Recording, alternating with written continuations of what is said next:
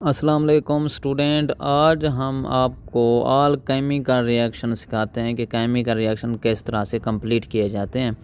देखें, combination reaction, first chemical reaction का नाम है कम्बिनेशन रिएक्शन, यानी कि हमने इसको कम्बिनेशन रिएक्शन किस तरह बनाना।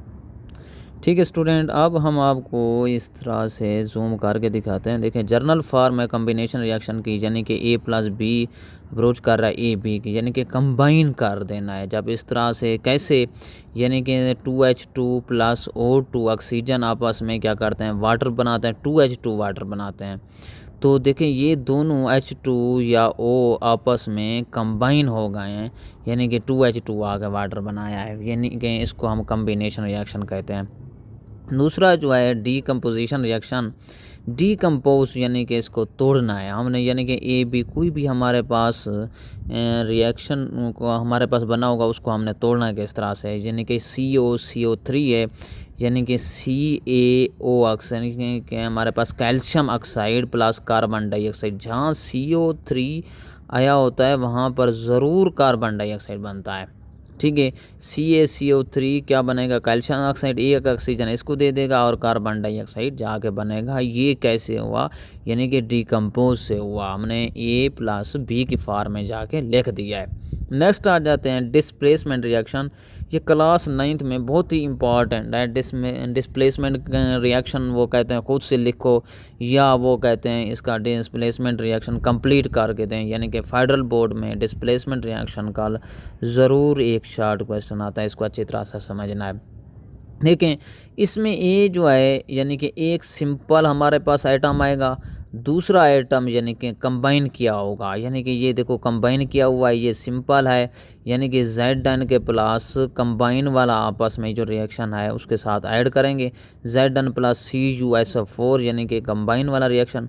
अब इसको क्या कैसे करते हैं, अब ये है कि ये AC प्लस B, देखो ये जो फर्स्ट है ये इस दूसरे के साथ जाके मिलता है, यानी कि अब ZnCu तो हम नहीं लिख सकते, क्लियर है आपको, इतना तो आइडिया होना चाहिए। ZnSO4 लिख सकते हैं और उसके बाद Cu को हम अलग कर देंगे। ये आपका डिस्प्लेसमेंट रिएक्शन है, आपको वो कहते हैं कि आप डिस्प्लेसमेंट रिएक्शन लिख के दें, तो आपने यही वाली एग्जांपल लिख देनी है।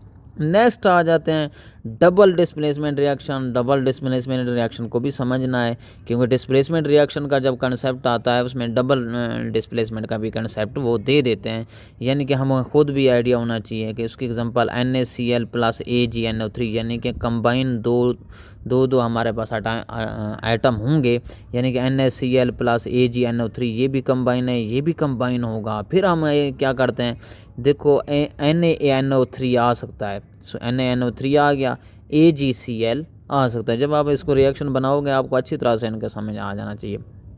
उसके बाद रिडक्स रिएक्शन आ गया 5 नंबर का। इसमें क्या होता है, ऑक्सीडेशन और रिडक्शन टुगेदर, यानी कि इसमें ऑक्सीडेशन होगी, रिएक्शन वो आपस में मिल के अब एक रिएक्शन बनाते हैं, ऑक्सीडेशन और रिडक्शन मिल के। अब CuO प्लस H2O, अब इसमें ऑक्सीजन है, हाइड्रोजन है, यानी कि ऑक्सीजन इसको देगा तो ये ऑक्सीडाइज हो जाता है, और रिडक्शन यानी कि हाइड्रोजन इसके पास चला गया है। Cu प्लस Cu, यानी कि ये जो हमारे पास ऑक्सीजन है इसके पास आ जाएगा, वाटर बना देगा H2O। अब आ जाते हैं इसकी मेमोरी ट्रिक्स क्या है। COD डिस्क डबल रिडॉक्स, यानी कि CO का मतलब है कम्बिनेशन, D का मतलब है DE का डिकम्पोजिशन, DS का है डिस्प्लेसमेंट रिएक्शन, उसके बाद डबल यानी कि डबल डिस्प्लेसमेंट रिएक्शन, उसके बाद रिडक्स और लिखा हुआ रिडक्स रिएक्शन। ये हमने इस तरह से ट्रिक से कर सकते हैं।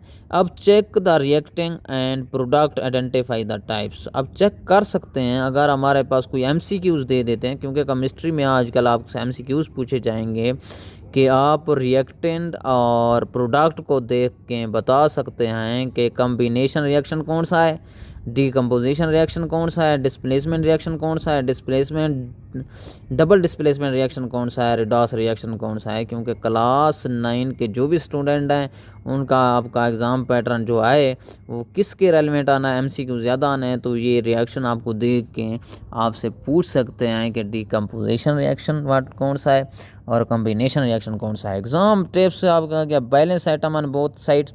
अब आपके पास एक शॉर्ट क्वेश्चन आ सकता है जो आपका केमिस्ट्री का बहुत इंपॉर्टेंट है, यानी कि ये जो कॉम्बिनेशन वाला मैं यहाँ पर लिख देता हूँ H2 प्लस O2 रिएक्शन मैं लिख देता हूँ H2O।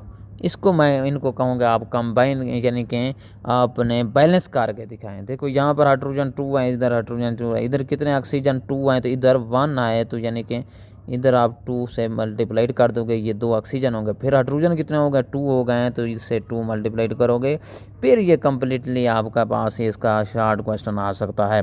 Look for the pattern and reactant and product.